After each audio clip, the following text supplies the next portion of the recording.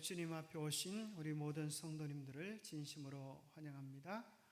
오늘은 제13과 재림의 징조, 이런 일이 되기를 시작하거든 일어나 머리를 들라 너희 구속이 가까웠나니라. 누가복음 21장 28절에 말씀하시는데요. 이런 일들이란 어떤 일들일까요?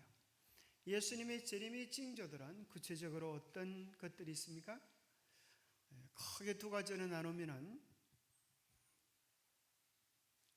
천년계의 징조, 자연재해의 징조가 있고, 또 하나는 종교적인 징조들이 있을 것입니다.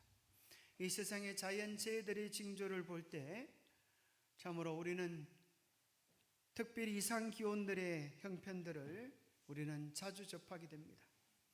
또 우리의 관심을 끄는 것은 계시록 13장에 나오는 종교적인 징조들을 우리는 기다리고 있는데, 그러한 징조들도 우리가 조금만 관심을 기울여 보면 그런 징조들도 신속히 이루어져 가고 있는 것들을 발견하게 됩니다. 자, 여러분, 이게 뭐 같습니까? 근데 혹시 이게 무슨 수박인지 아세요? 지성 어떻게 아세요? 농사 집 보셨어요? 그래, 지성 딱 한눈에 알아보시네요. 우리 김장님 이 농사 안 집으셨어요? 수박 숫자로. 제가 이 애플 수박에 좀 관심이 있습니다. 왜 그런가 하면 한 번도 농사를 지어보지도 않았는데 광고하는 사람들 얘기를, 농사 지는 사람들이 유튜브에 올린 얘기를 들어보니까 아주 재미가 있어요. 이게, 그죠? 우리 교감쌤이 이런 거 해보셨죠? 안 해봤어요? 이게 애플 수박이라는 건데 보통 수박보다 더 작다고 그래서 아마 애플이라 그런지 모르겠어요. 근데 이게 얘기를 들어보니까, 이 영상을 올린 사람들의 얘기를 들어보니까 잘 심으면 모종 하나에 수박을 10통을 거둘 수도 있고, 또 잘 심으면 어떤 사람은 50통을 거뒀대요. 신기하잖아요, 그죠? 근데 이 수박의 특징은 아주 큰 수박이 아니고 사과같이 이렇게, 그래서 어린아이들이 좋아한다 그래요. 어린아이들이 조그만 수박을 이렇게 달린 것을 보면 참 신기하고, 또 깎아 먹어보면, 그죠? 그 맛이 또 참 좋다 그래요. 그래서 이제 이 수박에도 일색이 있습니다. 이 수박을 언제 심으면 되는가 하면 요즘 심는다 그래요. 여러분 한번 도전을 한번 해보시기 바랍니다. 5월 어버이날을 중심으로 해서 심어가지고 언제 거두는가? 잘 심고 가꾸기만 하면 하늘이 농사를 지어주고 7월 초 8월 중순에 거둔다 그래요. 그래서 요즘은 이제 대부분 이런 애플 수박 종류들은 어디에다 접을 붙이는가 하면 박에다, 이 박 종류들은 박에다 접을 붙이기 때문에 박에가 아주 튼튼한 줄기에다가 이렇게 묘정을 하기 때문에 아주 건강하게 잘 된다는 거예요. 그리고 이 수박 종류들은 어머니 때가 있고 아들 때가 있고 손자 때가 있는데 이 순들이, 그래서 보통 잘 이렇게 열매를 거두려고 하면은 어미 때가 3마디에서 5마디 정도 될 때 잘라주면 이제 또 아들 때가 나온다 그래요. 또 아들 때가 3마디에서 5마디 될 때 잘라주면 손자 때가 나오고, 그 손자 때에 열매를 맺는다 그럽니다. 그래서 모종을 심고 나서부터는 약 100일, 또 착과 열매가 달리고 나서부터는 30일에서 40일 되면 수박을 따먹는다고 하니까 신기하잖아요. 그리고 이제 이 수박을 잘 익었는지 안 익었는지는 이 두들을 기어 봤을 때 아주 맑은 소리가 나면은 잘 익은 것이고, 줄무늬가 선명하고 진해지면 이것도 이제 익은 것이다 그래요. 그래서 제가 이걸 보고 신기해가지고 저도 한번 심어봤으면 좋겠다 그래가지고 이제 쿠팡에 모종 5개를 주문해 놨습니다. 그래서 굉장히 벌써 생각만 해도 여러분 재밌지 않습니까? 이게 그저 넝쿨이 올라가가지고 큰 수박이 아니라 사과 같은 수박이 10개가 달렸다고 생각해봐요. 참 신기하지 않겠어요? 그러면 이제 여러분들도 관심을 가지고 한번 밭에 가서 이렇게 수박들이 얼마나 잘 자라나 이런 것도 이제 여러분들이 구경할 수 있을까 생각해요. 이 학교 텃밭이 있는데 우리 집사람은 이제 까지나 오이 그런 걸 좀 심어봤으면 좋겠다 그러는데 까지나 오이 같은 거는 그저 심어도 여러분 별로 매력이 없잖아요. 늘 봤던 거고 그거 달리도 그만 안 달리도 그만 이런 건데 사실 이제 수박이나 이런 것들은 보면 아마 신기할 것 같아, 그죠? 수박 농사는 한 번도 지어보지 않았지만은 그 설명서대로 잘하면 아마 열매들이 아주 예쁘게 달린 것들을 생각해 보니까 아주 요즘 생각만 해도 아직 심지도 않았는데 생각만 해도 아주 신이 납니다. 그러면서 무슨 생각이 드는가 하면 하나님께서 이 땅에 하시는 일들이 바로 농사짓기다. 하나님이 이 땅에 하시는 일이 농사짓기다. 그런 거예요. 마태복음 13장에 보면 하나님은 이 땅에 무슨 농사를 지으셨는가? 천국은 좋은 씨를 제밭에 뿌린 사람과 같으니 주인이 이르되 이제 가라지가 올라오고 종들이 가라지를 뽑을까요? 그러니까 냅둬라. 너희들이 잘못하다가 곡식까지 뽑을까 염려하노라. 그래서 가라지와 알곡이 함께 자라다가 30절에 보니까 둘 다 추수 때까지 함께 자라게 두어라. 추수 때에 내가 추수꾼들에게 말하기를 가라지는 먼저 그도 불사르게 단으로 묶고 곡식은 모아 내 곡간에 넣으라 하리라. 아마 우리 하나님께서도 수박을 심고 열매를 기다리는 농부처럼 마음속에 설렘이 있을 것 같아요. 하나님의 자녀들이 이제 천국에 들어갈 내 백성들의 품성들이 얼마나 잘 익어가는가. 우리 어릴 때 아이들이 이제 장난친다고 머리를 톡톡 두드려 보면서 수박 익었나 보자. 여러분 그런 장난 한번 안 해봤습니까? 수박하고 머리하고 비슷하게 생겨가지고 톡톡 두드리면서 수박 익었나 보자. 그런 것처럼 우리가 하나님께서 심으신 좋은 씨앗, 그것은 이 땅에 심은 천국의 아들들입니다. 하나님의 백성들입니다. 하나님의 교회 안에도 세상 안에도 두 가지의 씨앗이 있습니다. 하나는 천국의 자녀와 하나는 어둠의 자녀, 가라지들이 함께 자라는 것입니다. 그래서 분명한 사실은 심으신 분이 가꾼다는 거예요. 그래서 흔히 그런 소리가 있지요. 벼는 뭘 먹고 자란다? 뭘 듣고 자란다?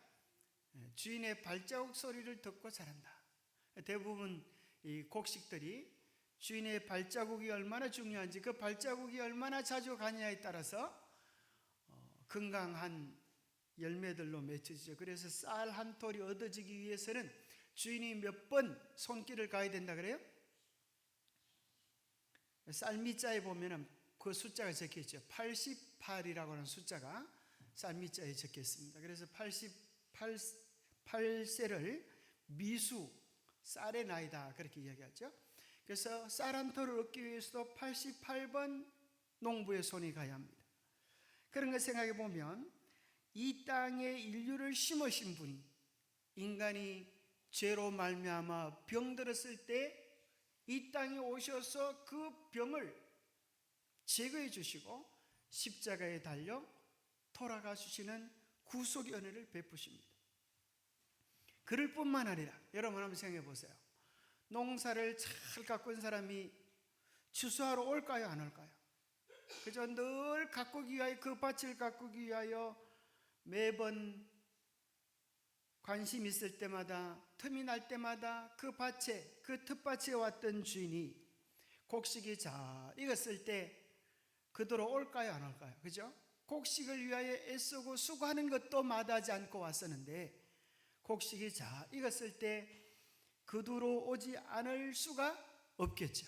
얼마나 많은 애정과 관심을 기울였는데 그것을 그냥 내버려 두겠습니다.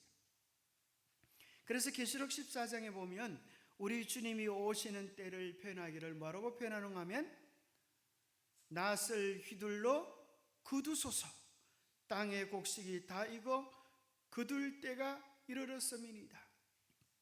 그래서 하나님께서 이 땅에 심으신 곡식들이 다 익었으니 이제 오셔서 거두십시오. 그런 천사의 소리를 듣고 예수님이 오시는 것으로 묘사되어 있습니다. 우리 예수님을 농부로 묘사해 주고 계세요. 참 신기하죠? 우리 예수님은, 여러분 농부이신 예수님 그림 보셨습니까? 예수님, 예? 처음 봤습니까? 예, 이게 보니까 요즘은 AI 보고 그려보라 그러니까 새롭게 그린 겁니다. 참 요즘 세상이 참 편리한 세상이 됐어요, 그죠? 예, 뭐 못하는 게 없습니다. 이제 이런 걸 보면서 우리가 무슨 생각이 드는가 하면, 나는 어떤 열매로 익어가는가? 나는 하나님의 나라의 참 백성으로 익어가는가? 아니면 내 욕심으로 익어가는가? 하늘의 열매로 익어가는가? 땅의 열매로 익어가는가를 생각해 볼 필요가 있습니다. 이 AI로 뭘 만드는 게 재밌어가지고 미국의 트럼프도 하나 뭐 만들어 봐가지고 이걸 올려놨는데 욕을 아주 드립다 먹었어요. 그래서 어떤 장난을 이 사람이 치는가 하면, 자기 얼굴에다가 교황 옷을 한번 입혀봤어요. AI로 해가지고. 그렇게 뉴스에 아주 크게 떴습니다. 그 이제 누가 이렇게 기자가 물었어요. 이번 교황이 누가 됐으면 좋겠습니까? 라고 물어보니까, 내가 한번 교황을 한번 해봤으면 좋겠다. 이렇게 얘기를 하더니만은 이 사람이 이렇게 장난을 쳤어요. 그리고 이걸 갖다가 뭐 자기가 했으면 그냥 가만히 있어도 될 텐데, 이게 또 올려나가지고 이 사람이 매스컴이 또 뛰어나가지고 천주교인들한테 엄청 욕을 먹었습니다. 어떻게 미국 트럼프가 이렇게 우리 교황을 갖다 이렇게 모독을 하나 이렇게 아주 욕을 먹었는데, 또 어떤 사람이 이걸 갖다 챗GPT에게 물어봤어요. 이 사진은 도대체 무슨 의미가 있다고 생각하는가? 이렇게 물어보니까 뭐라고 이야기하는가 하면, 어떤 사람들은 이걸 그냥 우스꽝스럽게 보고 지나칠 수도 있겠지만, 이것은 앞으로 일어날 정치와 종교가 통합되어질 것을 바라보게 해주는 그런 예언적 사건이다. 그렇게 아주 설명을 아주 진지하게 했어요. 참 신기하지요? 재미난 우스꽝스러운 장난스러운 그런 일 같은데, 이런 일들 속에서 앞으로 일어날 일들을 마치 예고해 주는 듯한 그런 뉘앙스를 표현한 것을 보면서 재미있습니다. 그리고 아마 여러분들이 소식을 들었겠지만은 처음으로, 그죠? 처음으로 미국 출신 교황이 선출이 되었습니다. 그 사람이 이제 교황명이 되고 나면 이름을 이제 새롭게 바꿔놓은 교황 이름으로 레오 14세로 바꿨는데, 레오라고 하는 것은 사자, 밀림의 왕자, 뭐 레오 뭐 그런 거 사자를 얘기할 때 레오라 그래요. 한번 뉴스를 한번 여러분 다 보셨죠? 전 세계 14억 가톨릭 신자를 이끌 새 교황으로 미국의 로버트 프레보스트 추기경이 선출됐습니다. 2000년 가톨릭 역사상 첫 미국인 교황으로 앞으로 사용할 교황 직위명은 레오 14세입니다. 새 교황은 교회 개혁파와 보수파 사이에서 균형을 잡을 인물이란 평가가 나옵니다. 바티칸에서 곽상은 특파원이 보도합니다. 우리 시간 오늘 새벽 바티칸 시스티나 성당 굴뚝에 흰 연기가 피어올랐습니다. 콘클럽의 이틀째 날 추기경단 3분의 2 이상의 지지를 받아 마침내 새 교황이 선출됐다는, 이거 보니까 막 교황이 선출된 뉴스들 듣고 막 눈물 흘리고 그러잖아요. 우리 지난번에 이화자 집사님이 유럽 여행을 가셔가지고 바티칸을 가셨다. 바티칸을 가는데 마침 그 시간에 교황이 나와서 인사하던 시간에 손을 쫙 건들고 인사하는데, 막 수많은 그 천주교 신자들이 막 하나님 만난 것처럼 막 눈물을 흘리고 이렇게 감동하는 장면을 봤다고 그렇게 얘기를 했습니다.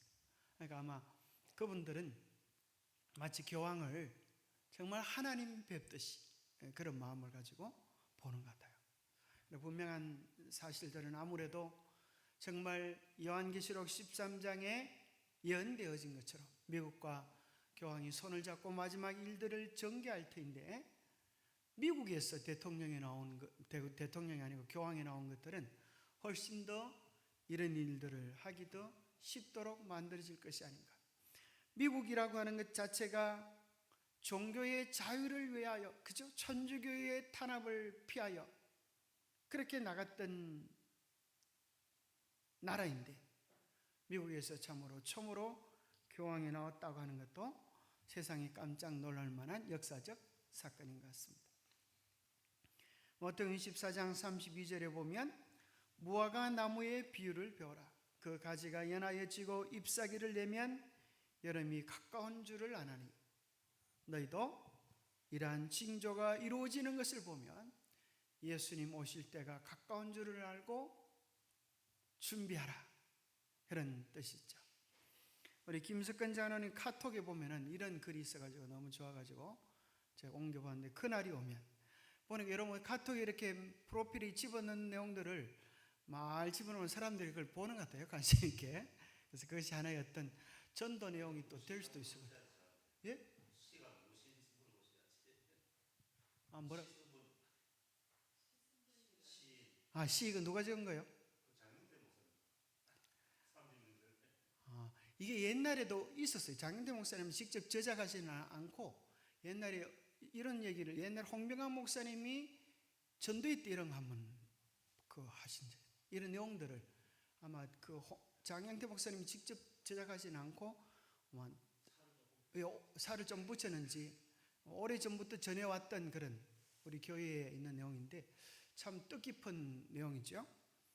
아마 살을 좀, 이걸 조금씩 더 자기 버전으로 바꿀 수도 있을 것 같아요. 여러분 생각에 뭘 좀 집어넣으면 좋을까? 이래가지고 앞으로 이제 김석근 장로님 버전도 하나 만들어 보시고 우리 각자 한번 참 내용이 그죠? 좋은 것 같아요. 그날이 오면, 정말 예수님이 오시는 그날이 오면 주님을 배울 때 그냥 배울 일이 아니죠, 그죠? 마치 우리가 멀리서, 그죠? 명절을 맞이해서 딸이 온다 그래도, 아들이 온다 그래도 그냥 만나지 않지 않습니까? 우리 딸이, 우리 아들이 뭘 좋아할까? 그것을 생각해가지고, 그죠? 그 자녀들이 좋아하는 음식을 준비하듯이 우리도 정말 주님을 만나기를 고대한다면 주님의 오심을 위하여 준비하면서 내가 주님 만날 때 어떤 선물을, 어떤 태도를, 어떤 삶을 가지고 맞이할까, 그런 생각을 아마 하게 되겠지.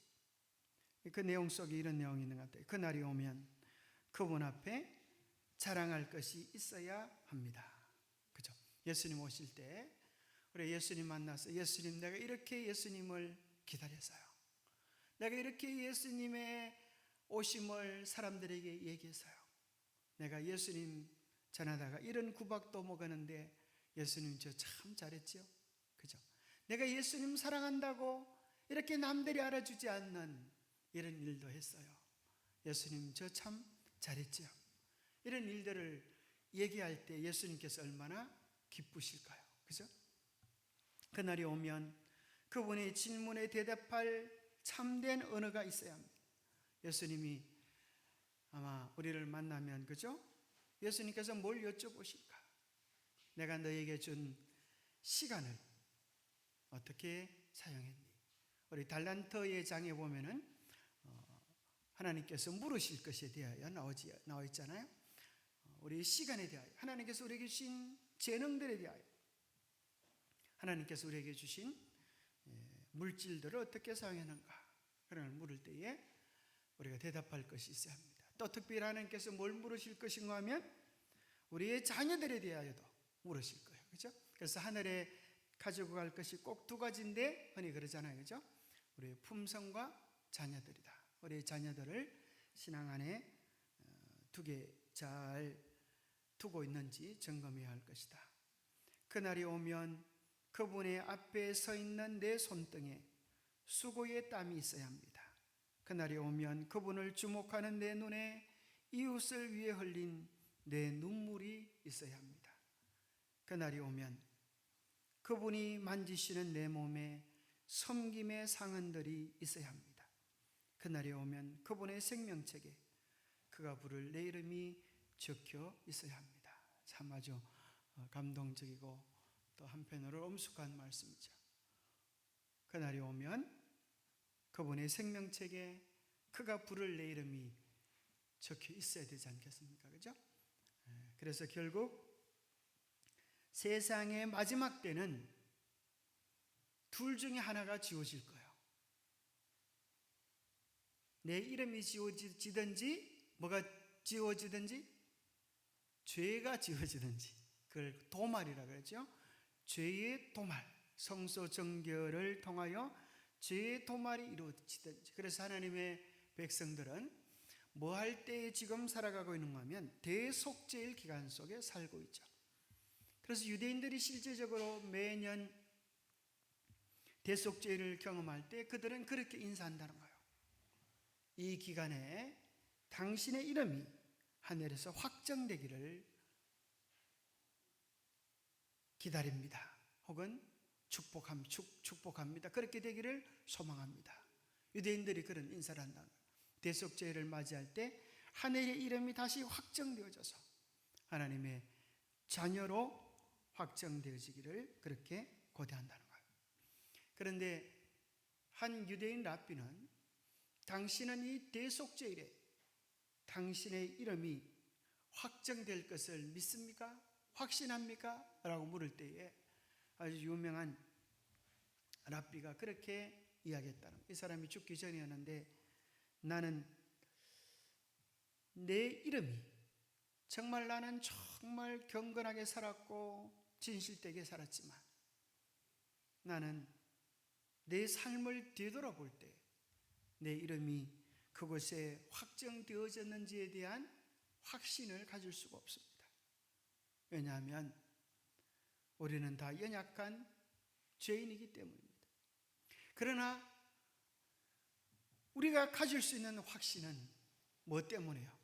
내가 예수 그리스도를 의지하기 때문에, 예수 그리스도의 십자가의 보혈을 의지하기 때문에. 이번 교과에서 가장 중요한 것이 뭔가 하면, 여러분 그 공부를 다 하셨죠? 거기 보면 뭐가 나오는가 하면 유월절 어리냐, 그리고 또 뭐가 나오는가 하면, 자, 예수님께서 예루살렘 성전에 오신 것이 솔로몬 성전보다 더 큰 영광을 얻는 것이다. 그렇게 나오잖아, 그죠? 자, 여러분 한번 생각해 보세요. 왜 예수님께서 예루살렘 성전에 오시는 것이 솔로몬 성전에 오시는 것, 솔로몬 성전보다 더 큰 영광을 스룹바벨 성전이 얻게 될까요? 그래서 어떤 노인은 솔로몬 성전의 영광을 보았던 사람은 눈물을 흘렸어요. 어떻게 스룹바벨 성전이 이렇게 초라한가? 첫 번째 성전에 비하여, 그죠? 택도 없는 것입니다. 첫 번째 성전은 정말 아름다운 황금빛으로 빛났고 하나님의 언약궤가 그곳에 있었고 쉐키나의 하나님의 임재의 영광이 가득했습니다. 그러나 스룹바벨 성전에는 그런 것이 전혀 없었습니다. 그런데 도대체 왜 그 성전이 더 영광스럽게 되었습니까? 바로 그곳에 누가 오셨어요? 만국의 보배. 이걸 다른 번역에는 시대의 소망이라고 그래요. 시대의 소망, 온 시대가 소망하는 예수 그리스도가 그 성전에 오신 것입니다. 거기서 끝나는 것이 아니라 더 나아가서 바로 그분께서 그 성전에 피 뿌림 바 된 어린 양으로서 인류의 죄를 속한 대속제물로 당신의 피를 드리실 것이기 때문입니다. 그래서 히브리서에 보면 예수 그리스도의 보혈의 공로를 이러한 단어로 표현합니다. 그걸 신학적 용어로 영단번에 그렇게 말합니다. 영단번에. 영단번에 뭔지 아세요, 여러분? 아주 중요한 단어입니다. 영단번에. 그것이 무슨 소리인가 하면 단번에 십자가에서 들이신 그 제물로 말미암아 영원히 모든 인류의 죄를 속하신 것입니다. 영단번에. 그걸 그렇게 표현합니다. 참 얼마나 든든하고 분명한 확신입니까? 사실은 구약시대 때 수많이 바쳐졌던 피들이 한 사람의 생죄의 값을 대신할 수 있을까요? 사실은 차원이 다른 것입니다. 짐승과 사람은 값이 다른 것입니다. 그런데 아무리 많은 전 인류의 생명값이라 하더라도 한 분, 온 인류의 통치자 되시는 예수 그리스도의 생명값과 비교하면 어느 것이 더 가치가 있을까요? 비교할 수 없을 정도로 예수 그리스도의 생명값이 가치가 있는 것입니다. 그래서 예수 그리스도의 보혈의 값은 온 인류의 죄를 사하기도 남는 충만하고 넉넉한 구속의 확증이 되는 것입니다. 그러하기에 그것은 영원히 단번에 우리의 죄를 속하고 다시는 속죄 제물을 드릴 필요가 없는 온전한 구속 제물이 된 것입니다. 그래서 이제 예수 그리스도의 보혈을 약속을 의지하는 자는 누구든지 구속의 은혜를 힘입을 수가 있는 것입니다. 그것이 그림처럼 선명하게 그려진 것이 유월절 제사제도입니다. 자, 유월절 제사제도에서 구원의 조건 3가지, 여러분 이게 아주 중요합니다.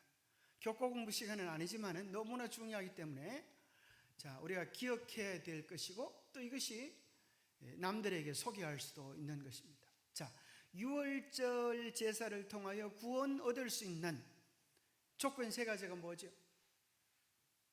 첫 번째는 반드시 뭐 해야 됩니까? 양을 잡아야 합니다. 양을 잡아야 합니다. 그와 마찬가지로 예수님께서 우리의 죄를 위하여 십자가에 달려 돌아가셨어요. 영단번의 제사를 드리신 것입니다. 우리의 모든 죄가 영원히 십자가로 말미암아 사함받는 제사를 드린 것입니다. 그러나 양만 잡았다고 해서 끝이 납니까? 그렇지 않아요. 두 번째 뭐 해야 되죠? 피를 문설주와 임방에 발라야 합니다. 또 그 고기를 먹어야 합니다. 그것을 뭐라고 표현하는가 하면 예수 그리스도를 개인의 구주로 영접하고 그 피를 개인의 삶에 적용하는 것을 의미합니다. 그래서 예수님이 십자가에 달려 죽으셨다고 해서 나의 대속주가 되는 건 아니에요. 우리가 반드시 예수 그리스도를 개인의 구주로 영접하고 주님과 함께 살아가는 경험이 필요합니다. 자, 마지막 3번째 중요한 조건이 있는데 그게 뭘까요? 마지막 중요한 조건이 있습니다. 문술조와 임방의 피를 바른다고 끝나는 게 아니에요. 반드시 지켜져야 될 3번째 조건이 있는데 그게 뭘까요? 시록기 몇 장에 나올까요? 시록기 12장에 나옵니다. 여러분 잘 이렇게 보시면 이제 마지막 조건, 이것이 중요합니다. 마지막 조건이 뭔가 하면 피를 바른 그 집을 나가면 되지 않은 것입니다. 아무리 피를 발라놔도 심판의 시간, 그 시간에 그 집을 나가면 그 은혜를 받을 수가 없는 거예요. 그것은 뭘 얘기하는가? 예수 그리스도가 오실 때까지 우리가 어디 안에 있어야 된다는 거예요? 예수 그리스도 안에 있어야 한다는 걸 뜻해요. 예수님과 살아있는 관계를 유지할 때 예수님은 그를 향하여 내 백성이다라고 안아주실 것입니다. 아마 거기 이런 얘기를 할 수가 있어요. 애굽 사람이거죠. 우리는 심판을 하는데, 우리는 이 집에 심판하는데 왜 저기는 심판하지 않습니까? 그렇게 물으면 천사는 그렇게 이야기할 것입니다. 그 집도 심판을 했다. 아니 심판하지 않았는데요. 심판했다니까. 저기 봐라. 벌써 심판의 증거로 뭐가 있어요? 보혈이, 어린 양의 피가 있지 않느냐. 그 어린 양의 보혈이 그 사람이 죽어야 할 죽음을 대신 치르는 것이고 그가 받아야 할 심판을 대신 받은 징표니라. 예수 그리스도가 우리의 영원한 구주가 되어서 우리가 그분 안에 있을 때 우리는 구원받는 이름으로, 불려지는 이름으로 설 수 있게 될 것입니다. 3가지 아주 쉽죠? 그럼 꼭 기억하시고 그림처럼 선명하지 않습니까? 첫 번째 뭐예요? 두 번째 바르는 거죠. 세 번째는 집을 떠나지 않은 것. 그리고 꼭 기억하면서 예수님 안에 있게 되기를 바랍니다. 자, 예수님의 재림을 어떻게 준비하는가? 7가지로 정의할 수 있는데, 첫 번째는 바로 내가 주님과 살아있는 관계, 주님 안에 있으면서 구원의 확신을 가질 수 있는 거예요. 내가 잘나서 그런 게 아니라 예수님 때문에, 예수님의 보혈 때문에 내가 그분으로 말미암아 확신을 가지는 거죠. 그리고 이제 주님 안에 있으면서 두 번째는 말씀과 기도를 통하여 무장하는 것입니다. 말씀과 기도를 통하여 주님과 긴밀한 관계를 가지는 거예요. 그리고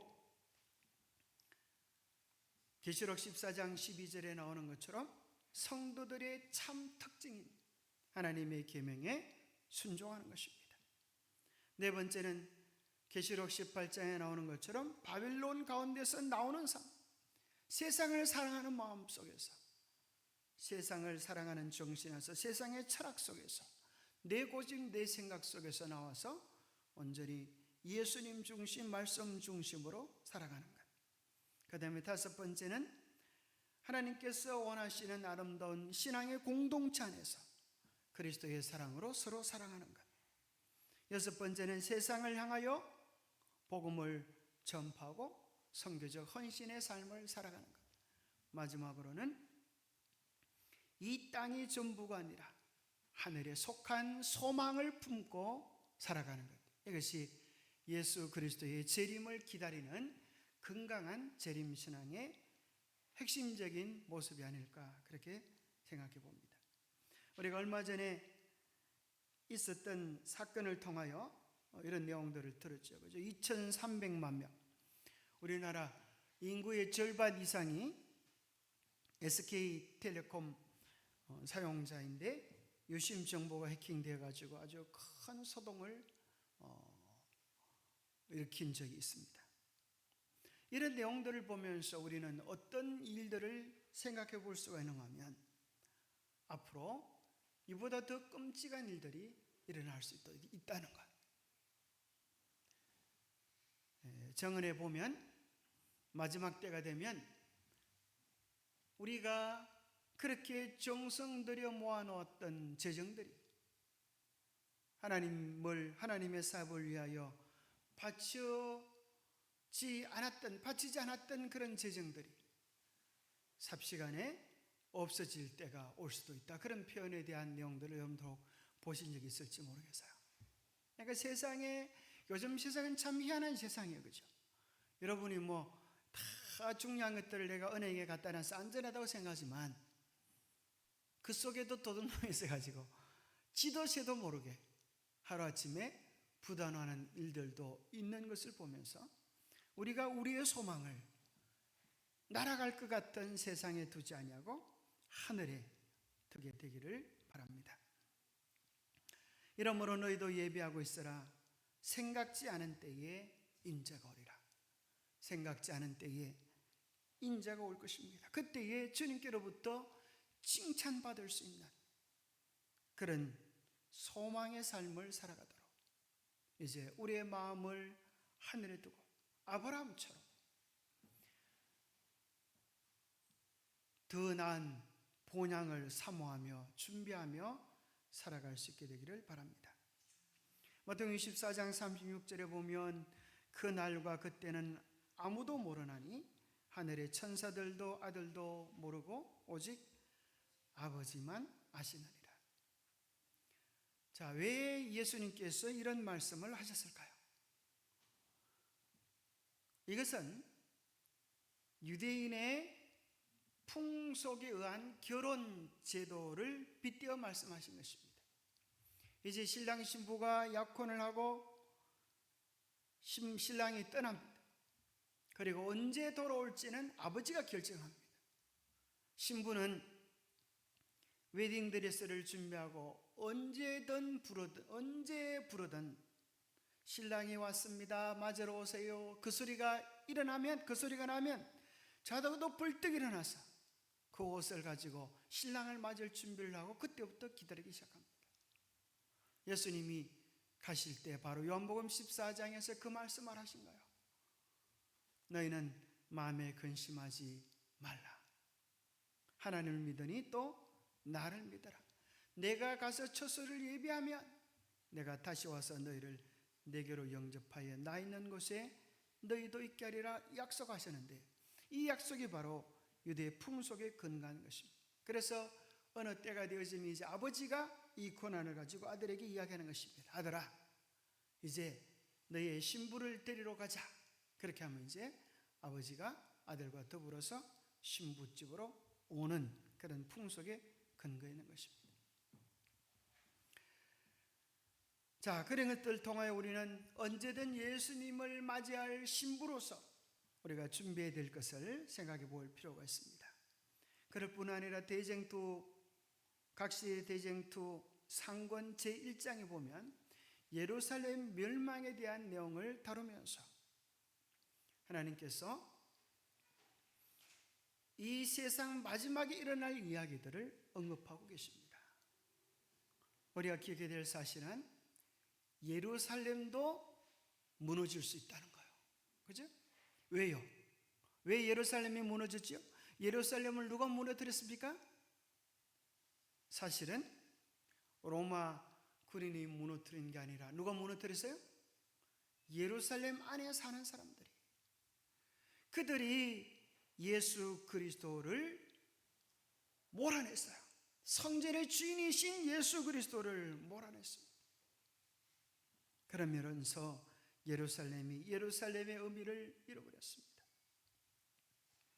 그래서 예수님께서 외형적으로 화려하고 믿음 있어 보이는 그 성전을 향하여 돌 하나도 돌 위에 남지 아니하고 다 무너뜨려질 것을 이야기하고 계시는 것입니다. 자, 이런 역사적 배경 속에 예수님은 뭐라고 말씀하시는가 하면 이런 얘기를 하셨어요. 가정한 것이 거룩한 곳을 둘러싸는 것을 보거든 너희는 도망할진저 그랬어요. 그래서 이것이 언제 이루어지는가 하면 제1차 유대 로마 전쟁이 AD 66년에 일어납니다.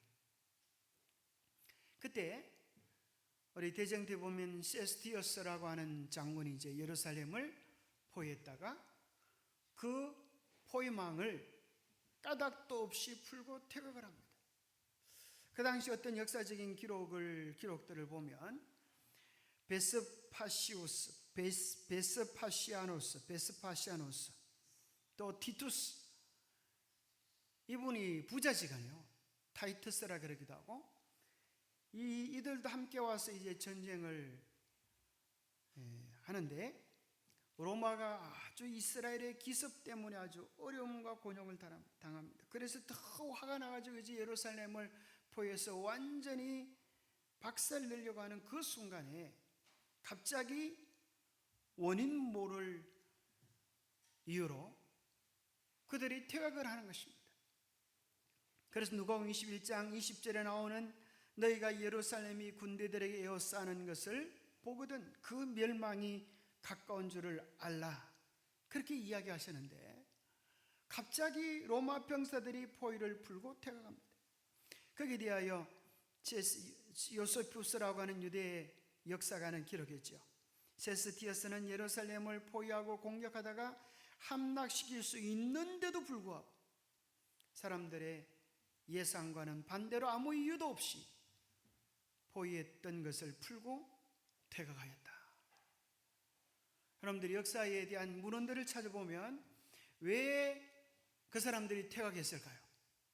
그때에 무슨 일이 있었을까요? AD 66년에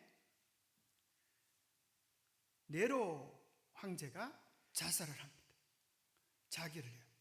얘가 지었던 죄들을 도무지 감당할 수 없어서 아주 로마 시내를 불태우고 이것을 기독교인들에게 막 뒤집어 씌우고 하다가 이제 네로가 자살합니다.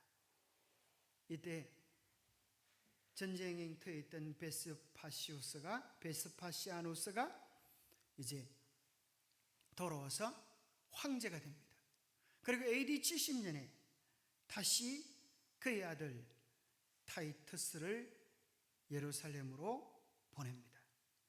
AD 70년에 바로 예루살렘 멸망이 일어나는데 대쟁투에 보면 이렇게 기록해 주고 있습니다.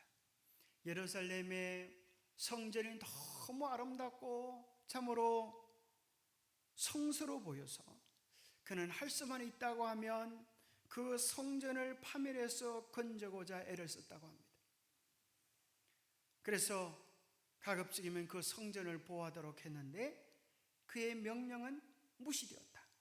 밤이 되어 그는 자기의 천막에 돌아왔는데 그때에 유대인들이 성전에서 뛰어나와 밖에 있는 군사들을 갑자기 공격하였다. 한창 서로 싸움이 벌어졌을 때 한 군인이 불붙은 횃불을 문 안에 던짐으로써 성전 주위의 행랑이 갑자기 불꽃에 휩싸게 되면서 이 예루살렘 성전이 불타게 되고 로마 병사들은 그 예루살렘 성이 황금으로 포장되어져 있었기 때문에 그 황금을 뜯어가기 위해서 돌 하나도 돌 위에 얹혀지지 않고 그것을 깨트리는 일들이 일어나서 예언이 문자 그대로 성취되었습니다.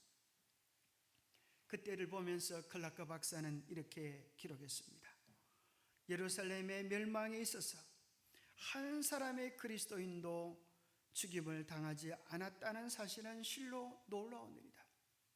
왜 그런가 하면 그들은 예언을 유심히 연구하고 있었고 사람들은 이스라엘 로마 사람들이 퇴각할 때에 영문도 모르고 그들의 전리품을 얻기 위하여 추격해 갔지만은 성경을 연구하는 사람들은 그것이 예루살렘 멸망의 징조인 줄을 깨닫고 그들은 그 근처에 있는 산으로 도망하여 멸망에서 보존되어진 것입니다.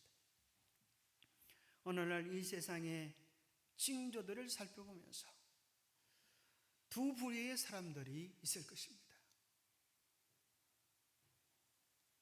기러기들이 철새들이 다 때를 이제 이렇게 가을이 되면 겨울이 오기 전에 자기들의 가야 할 곳으로 날아갑니다. 그런데 한 기러기가 이런 기러기가 있을 수 있습니다. 내가 날아가긴 날아갈 거지만 이 맛있는 음식을 좀 더 먹고 날아가야지.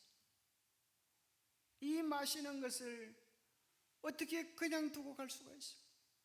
그래서 조금 더 걷다가 막상 날아가려고 하면 몸이 무거워서 날지 못하는 그런 수가 있다는 거예요. 그래서 다른 친구들은 다 날아갈 때 날아갔는데 그는 날아가지 못해서 결국 추위가 왔을 때 얼어 죽고 만 그런 이야기도 있습니다. 이제 우리가 정말 하늘을 생각하며 오늘 내가 정말 재림 성도로서 무엇을 어떻게 준비해야 될지 우리 각자를 향하여 질문해 보아야 할 때입니다. 이 세상의 천년계의 징조, 또 사람 사이의 징조, 또 종교계의 징조, 국가, 경제 이러한 징조들을 보면서 우리는 참으로 우리의 마음을 정돈하고 준비하여서 옷을 준비하고 기다리는 신부처럼 언제 주님이 오셔도 기꺼이 즐거운 모습으로 주님을 맞이할 수 있는 신부들로 준비할 수 있게 되기를 간절히 바랍니다. 우리 찬미가 330장 338장입니까? 338장 몇 장이죠?